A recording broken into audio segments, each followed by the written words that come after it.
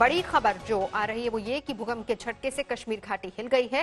थोड़ी देर पहले घाटी के कई इलाकों में भूकंप के झटके महसूस किए गए और इसके बाद सुबह सुबह लोग घरों से बाहर आ गए। पिछले कुछ दिनों से लगातार धरती कांप रही है, धरती हिल रही है। कल ही गुजरात में भी 2 दिन भूकंप के झटके महसूस किए गए थे। दिल्ली में महीने भर में आधे दर्जन से ज्यादा भूकंप के झटके महसूस किए जा चुके हैं। अब खबर ये आ रही है दिल्ली एनसीआर में भी कई बार भूकंप आ चुका है, लेकिन अब खबर जम्मू कश्मीर से आई है जहां पर भूकंप के झटके महसूस किए गए। शुजा उल हक इस वक्त हमारे साथ जुड़ चुके हैं। शुजा, क्या जानकारी दे पाएंगे इस मामले में? जी नवजोत, भूकंप के झटके करीब 7 बजे के आसपास कश्मीर घाटी में महसूस किए गए।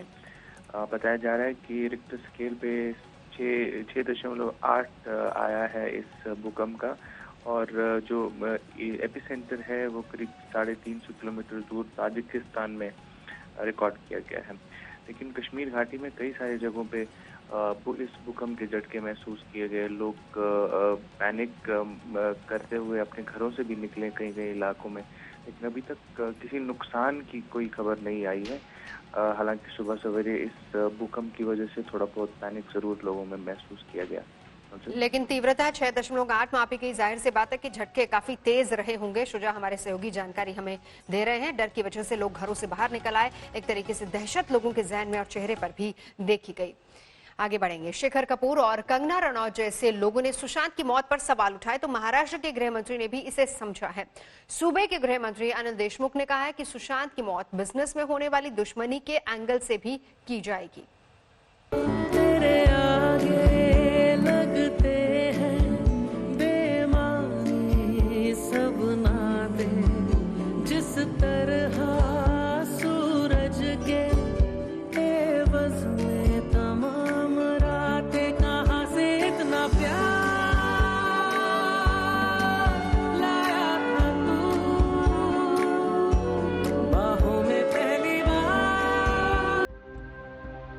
फिल्मी दुनिया से जुड़े लोगों के अपने अनुभव हैं जो सुशांत की मौत पर सामने आ रहे हैं। देश में बढ़े कोरोना संकट के बीच आज से 2 दिन केंद्र और राज्यों के बीच अहम बैठक होने वाली है। प्रधानमंत्री मोदी के साथ आज दोपहर 3 बजे पंजाब, चंडीगढ़ समेत पहाड़ी राज्यों, पूर्वोत्तर के राज्यों की वीडियो कॉन्फ्रेंसिंग के जरिए बैठक होगी, जबकि कल उन राज्यों के साथ बैठक होनी है जहां पर कोरोना का संक्रमण सबसे ज्यादा है। कोरोना वायरस के ऐसे ही खतरे को देखते हुए पीएम मोदी ने एक बार फिर मोर्चा संभाला है। मुख्यमंत्रियों के साथ फिर आज बैठक बुलाई है। वीडियो कॉन्फ्रेंसिंग के जरिए अलग अलग राज्यों के साथ आज कोरोना वायरस से निपटने के लिए रणनीति तैयार की जाएगी। बैठक का मकसद साफ है, कोरोना के खिलाफ जंग को तेज करना, उसके अड्डों को खत्म करना, भारत से दुनिया की महामारी को भगाना। मुख्यमंत्रियों के साथ छठी बैठक में कई बातों पर मंथन होगा। सूत्रों के मुताबिक कोरोना की वजह से सबसे संक्रमित 20 जिलों पर जोर होगा। जिले के हिसाब से बेड टेस्टिंग किट और दूसरी मेडिकल सुविधाओं पर चर्चा होगी। कोरोना से प्रभावित 6 राज्यों के बीच बेहतर तालमेल पर बातचीत होगी। साथ ही मॉनसून को देखते हुए तैयारियों की प्लानिंग की जाएगी। 2 दिनों की बैठक की शुरुआत में आज 21 राज्यों और केंद्र शासित प्रदेशों के सीएम और उपराज्यपाल शामिल होंगे। जहां 20,000 से कम कोरोना के मामले हैं और 150 से कम लोगों की मौत हुई है। इन राज्यों में पहाड़ी राज्य, पूर्वोत्तर के राज्य और केंद्र शासित प्रदेश भी शामिल हैं। पंजाब, चंडीगढ़, उत्तराखंड, हिमाचल, लद्दाख, झारखंड, छत्तीसगढ़, गोवा, केरल, पुडुचेरी, असम, त्रिपुरा, मेघालय, अरुणाचल, मिजोरम, सिक्किम, मणिपुर, नागालैंड, अंडमान निकोबार, दादर नगर हवेली, दमन दीव और लक्षद्वीप शामिल हैं। वहीं 17 जून यानी कल 15 राज्यों के सीएम और उपराज्यपाल से चर्चा करेंगे। कल होने वाली बैठक में ज्यादातर वो राज्य हैं जहां कोरोना का संक्रमण सबसे ज्यादा है। इनमें से 4 राज्य तो ऐसे हैं जहां देश के 65% से ज्यादा मरीज आते हैं। यानी ऐसे राज्यों में कोरोना को रोकना सरकार के लिए सबसे बड़ी चुनौती है। कल की बैठक में महाराष्ट्र, तमिलनाडु, दिल्ली, गुजरात, राजस्थान, उत्तर प्रदेश, मध्य प्रदेश, पश्चिम बंगाल, कर्नाटक, बिहार, आंध्र प्रदेश, हरियाणा, जम्मू कश्मीर, तेलंगाना और उड़ीसा शामिल हैं। संक्रमण की चुनौतियों की पूरी रूपरेखा, अपने कार्य की पूरी रूपरेखा के साथ संवाद करेंगे और इस संबंध में जो नीतिगत फैसला होगा वो उस पर राज्य सरकार विचार करेगी। और माननीय मुख्यमंत्री जी कोविड-19 के दौर में संवेदनशील, सचेत और सतर्क। कोरोना को लेकर पहली बार 20 मार्च को सभी राज्यों से पीएम मोदी ने बात की थी, इससे निपटने पर चर्चा की थी। इसके बाद 25 मार्च को पूरे देश में लॉकडाउन लगा दिया गया था। बातचीत का सिलसिला जारी है। उम्मीद है पीएम मोदी की ये मेहनत रंग लाएगी और राज्यों के साथ मिलकर केंद्र कोरोना के खिलाफ जंग में फतह का ऐलान करने में कामयाब हो सकेगी। जितेंद्र बहादुर सिंह, दिल्ली आज तक। दिल्ली और मुंबई में कोरोना का घातक प्रहार जारी है।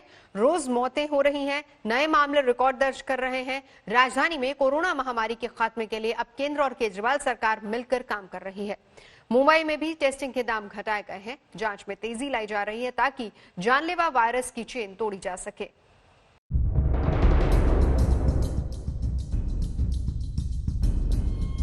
दिल्ली में बेलगाम होते कोरोना वायरस पर लगाम लगाने के लिए आखिर केंद्र सरकार को ही मोर्चा संभालना पड़ा है। अमित शाह 2 दिन से लगातार मीटिंग पर मीटिंग ले रहे हैं।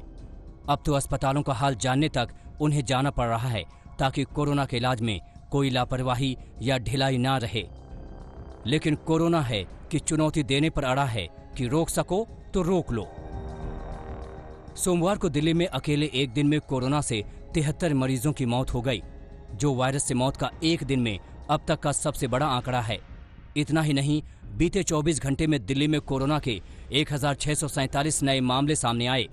राजधानी में अब तक कोरोना मरीजों का आंकड़ा 42,800 के पार पहुंच चुका है, जबकि कुल 1400 मरीजों की मौत हो चुकी है। कोरोना की खतरनाक रफ्तार को रोकने के लिए अब इधर उधर की बात के बजाय सीधे वायरस पर प्रहार करना होगा। लिहाजा तय किया गया है कि दिल्ली में 20 जून तक 18,000 टेस्टिंग रोज की जाएगी। कंटेनमेंट जोन में घर घर जाकर ट्रेसिंग और मैपिंग की जाएगी। प्राइवेट अस्पतालों की मनमानी रोकने के लिए फिक्स्ड चार्ज तय हो, जिसके लिए डॉक्टर पोल कमेटी का गठन हो। टेस्ट का चार्ज 50% कम किया जाए। दिल्ली के मुख्य सचिव ने सभी कोविड अस्पतालों को चिट्ठी लिखकर निर्देश दिया है कि कोविड वार्डों में सीसीटीवी लगाए जाएं ताकि इलाज पर नजर रखी जा सके। कोरोना की सबसे तगड़ी मार महाराष्ट्र पर पड़ी है। बीते 24 घंटे में 178 मरीजों ने दम तोड़ दिया, जबकि 2,786 नए मरीजों की पहचान हुई। महाराष्ट्र में अब तक मरीजों का आंकड़ा 1,10,000 को पार कर चुका है, जबकि सूबे में 4,128 मरीज कोरोना से जंग हार चुके हैं। अकेले मुंबई में मरीजों का आंकड़ा 59,000 को पार कर चुका है, जबकि 2,250 मरीजों की मौत हो चुकी है। दिल्ली और मुंबई दुनिया के सबसे ज्यादा कोरोना प्रभावित शहरों में शुमार हो गए हैं। ऐसे में लोगों को मास्क पहनने और सोशल डिस्टेंसिंग का हर हाल में पालन करना चाहिए, वरना छोटी सी लापरवाही बहुत भारी पड़ सकती है। दिल्ली से पंकज जैन के साथ मुंबई से सौरभ वक्तानिया, आज तक। दिल्ली में कोरोना जो तेजी से बढ़ता जा रहा है, उससे कहीं तेजी से इसकी दहशत बढ़ रही है। एक बड़े अधिकारी ने यहां कोरोना होने के डर से खुदकुशी कर ली, जबकि बाद में उसकी रिपोर्ट में नेगेटिव पाया गया। वैसे देखें तो अनलॉक के 2 हफ्ते में ही दिल्ली में कोरोना बहुत तेजी से फैला है। दिल्ली पर कोरोना का खतरनाक साया अब मौत से भी ज्यादा डरावना बन गया। कोरोना से ज्यादा कोरोना की दहशत। भले ही हजारों लोग कोरोना को हराकर घर लौट रहे हैं, लेकिन एक से दूसरे में आसानी से फैलने वाली इस खतरनाक बीमारी ने दिलो दिमाग को डर और दहशत से भर दिया है। इतना डर कि दिल्ली के इस IRS अफसर ने कोरोना की पुष्टि होने से पहले ही मौत को गले लगा लिया। रविवार शाम शिवराज सिंह नाम के इस अफसर ने कार में एसिड जैसी कोई चीज पी ली। द्वारका की इस सोसाइटी में रहते थे 2006 बैच के IRS अफसर शिवराज सिंह। पुलिस को खुदकुशी की खबर DDU अस्पताल से मिली। रविवार की शाम को द्वारका सेक्टर 6 के सन्मति कुंज अपार्टमेंट में रहने वाले IRS अधिकारी शिवराज सिंह यहां से अपनी गाड़ी से निकले और अपने अपार्टमेंट के पास उन्होंने अपनी कार के अंदर कुछ पदार्थ पी लिया। गार्ड ने इस पूरे मामले की इत्तला शिवराज सिंह के परिवार को दी। परिवार गाड़ी के पास पहुंचाया। फौरन ही DDO अस्पताल में शिवराज सिंह को भर्ती कराया गया, जहां डॉक्टरों ने उन्हें मृत घोषित कर दिया। शिवराज ने एक हफ्ते पहले कोरोना टेस्ट कराया था, रिपोर्ट नेगेटिव आई, लेकिन कोरोना से बड़ा कोरोना का डर हो गया। सुसाइड नोट में IRS अफसर ने लिखा, मुझे कोरोना हो जाने का डर है। डर रहा हूँ कि कहीं पहले मुझे और फिर मुझसे मेरे परिवार को कोरोना ना हो जाए। दिल्ली में कोरोना के बढ़ते मामलों को देखकर आप दहल जाएंगे। 25 मार्च को जब लॉकडाउन 1 हुआ तो दिल्ली में कोरोना के कुल 31 मामले थे और मौत हुई थी सिर्फ 1। लेकिन 15 अप्रैल को लॉकडाउन 2 शुरू होते होते मामले हो गए 1578 और मौतें हो गईं 32। 4 मई को लॉकडाउन 3 शुरू हुआ तो मामलों में 3 गुना से ज्यादा इजाफा हुआ और कुल 4898 मामले हो गए और मरने वालों की संख्या 64 तक पहुंच गई। 18 मई को लॉकडाउन 4 शुरू हुआ तो केस पहली बार 10,000 से ऊपर पहुंच गए और मरने वालों की संख्या 100 के आंकड़े से बहुत ऊपर 160 तक। इस बीच सरकार ने तय किया कि अब देश भर से कोरोना के कारण लगा ताला खुलेगा तो दिल्ली भी 1 जून से खुल गई, जिस दिन दिल्ली में कुल मामले थे 20,834 और मौत 523, जबकि 2 हफ्ते बाद 14 जून को ये आंकड़ा 41,182 हो गया और मरने वालों की संख्या 1,327। और ये आलम तब है जबकि अभी आधा जून और पूरा जुलाई बाकी है, जबकि कम्युनिटी स्प्रेड का भी खतरा है। केसेस जैसे जैसे बढ़ रहे हैं, हमें तैयारी करनी चाहिए कि हम अपने दिल्ली में पूरी तरह से सतर्क रहें, तैयार रहें कि अगर केसेस बढ़ रहे हैं तो हमारी फैसिलिटीज रेडी हैं उन ज़्यादा लोगों को एडमिट करने के लिए। हम स्ट्रैटेजी बनाए जिससे हम इस कैपेसिटी को होल्ड एडमिट कर पाएं, या फिर उन लोगों को जिनको एडमिशन की जरूरत नहीं है उनको घर पे हम आइसोलेट कर पाएं और होम केयर दे पाएं। दिल्ली में हालात जितनी तेजी से बिगड़ रहे हैं उसमें अस्पतालों की दिक्कत भी अपनी जगह है। दिल्ली के अस्पतालों में कोरोना के लिए 9,950 बेड हैं, जिनमें 5,493 बेड पर मरीज हैं, जबकि 4,457 बेड खाली पड़े हैं। लेकिन बिगड़े हुए हालात में जरूरत ज्यादा बेड, ज्यादा टेस्ट और ज्यादा सतर्कता की है। इस दिशा में केंद्र और दिल्ली सरकार ने साझी मुहिम छेड़ दी है। आज तक ब्यूरो।